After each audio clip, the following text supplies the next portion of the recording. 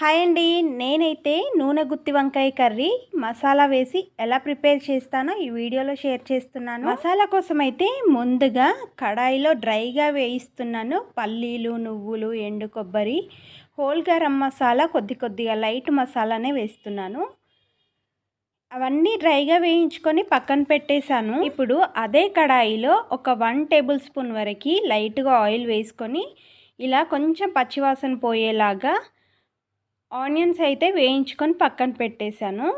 మనం పల్లీలు అనేవి వేయించుకున్నాం కదా, దాంట్లోనే ఆనియన్స్ మిక్సీ జార్లో వేసేసుకొని పెట్టేశాను.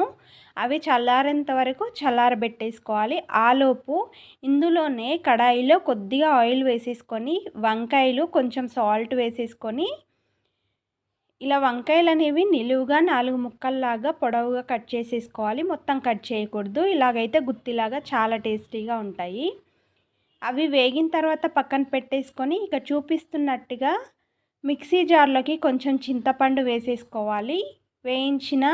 డ్రైగా వేయించి ఆయిల్లో వేయించిన ఉల్లిపాయలు వేసేసుకొని చింతపండు వేసుకొని మిక్సీ పట్టేసుకోవాలి. కొంచెం వాటర్ వేసి ఇప్పుడు కర్రీ ప్రిపరేషన్ కోసం అయితే ఇలా కొంచెం వెడల్పుగా ఉన్న బౌల్లో ఒక 2 టేబుల్ స్పూన్స్ వరకు ఆయిల్ వేసుకోవాలి. ఎందుకంటే నువ్వులల్లో, కొబ్బరిలో, పల్లీల్లో అన్నిట్లలో ఆయిల్ ఉంటుంది. మనం ఆనియన్స్ వేపాము, వంకాయలు కూడా వేపేసి పక్కన పెట్టుకున్నాం కదా, అందుకోసం 2 టేబుల్ స్పూన్ ఆయిల్ వేసుకుంటే సరిపోతుంది.